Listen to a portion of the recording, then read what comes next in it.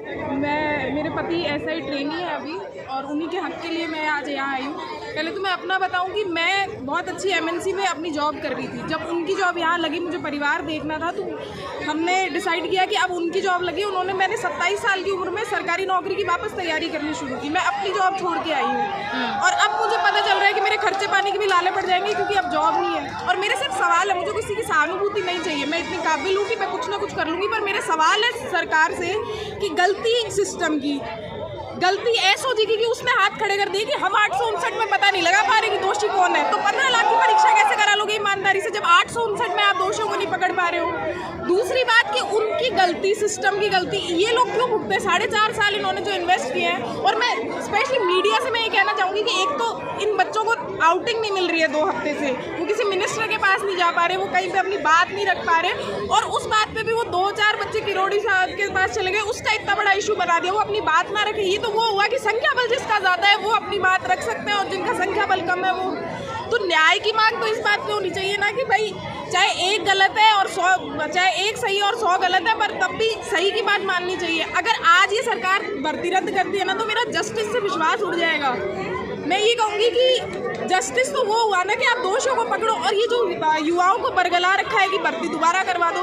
मैं ये कहना चाह रही हूँ कि जो बच्चे चलो एज पे थे, 100-150 बच्चे जिनकी जगह ये गलत भर्ती, पहली बात तो उनका भी दोष साबित नहीं हुआ है। दूसरी बात, एक तो हम सब टॉर्चर, मानसिक टॉर्चर तो झेल ही रहे हैं। The least this government can do is कि भर्ती रद्द ना करे, और उनके साथ ये टॉर्चर तो कम से कम ना करे कि उनके परिवारों का भरण पोषण कौन करेगा।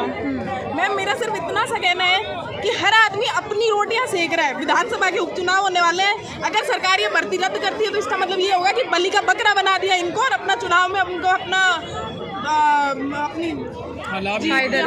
अपनी जीत उनको सुनिश्चित करने के लिए इन बच्चों का फ्यूचर खराब कर रहे हैं वो। मैं तो कह रही हूँ कि मेरा आदमी तो गोली मार दी नौकरियों काटो क्यों बढ़िया, क्योंकि क्या भविष्य अभी को वो बाहर ना होगा जब नौकरियों मना काटो, आगे माँ की गोली काट दो, वो ज़्यादा ठीक है। क्योंकि कल को ये वापस अपने घर वालों की छाती पे जाए कहेंगे हमें 4 साल और कोचिंग करा दो, कहाँ से लाएंगे वो लोग पैसा।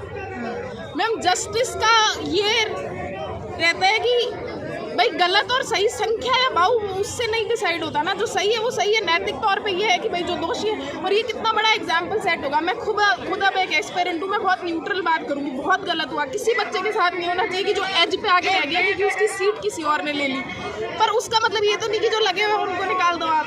और ये कह रहे हैं मीडिया में जो बात चल रही है कि जो काबिल है वो वापस लग जाएंगे, मैं कह रही हूँ जो ये बात कह रहे हैं ना, 10वीं का पेपर वापस दे के दिखा दो।